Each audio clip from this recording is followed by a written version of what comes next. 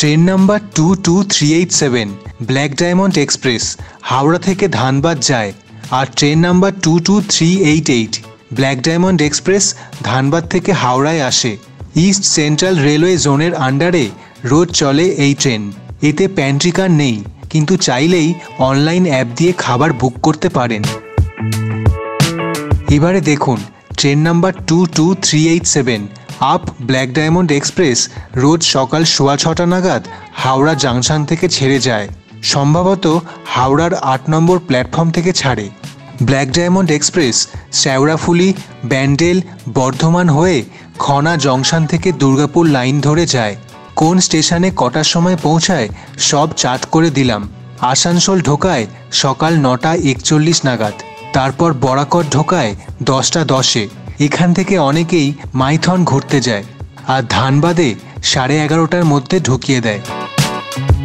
এবারে দেখুন train number 22388 down black diamond express Dhanbad থেকে ছাড়ে বিকেল 4:20 নাগাদ। বরাকর ঢোকায় 5:04-এ। আসানসোল বিকেল 5:34-এ। রানীগঞ্জ অন্ডাল হয়ে দুর্গাপুর ঢোকায় সন্ধ্যে 6:19-এ।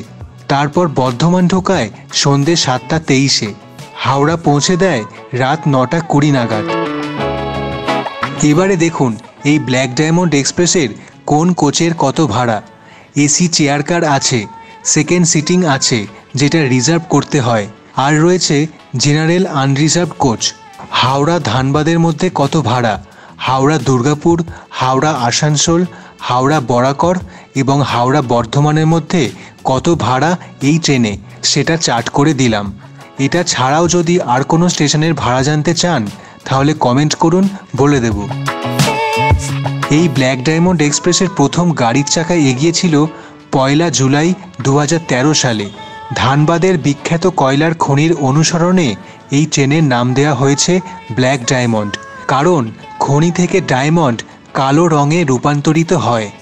2016 সালে একবার এই ট্রেনের ইঞ্জিনের কিছু প্রবলেমের জন্য অ্যাক্সিডেন্ট হয়েছিল, তবে বেশি ক্ষতি হয়নি। ধন্যবাদ, ভালো থাকবেন। ভিডিওটা লাইক করবেন আর চ্যানেলটা সাবস্ক্রাইব করবেন।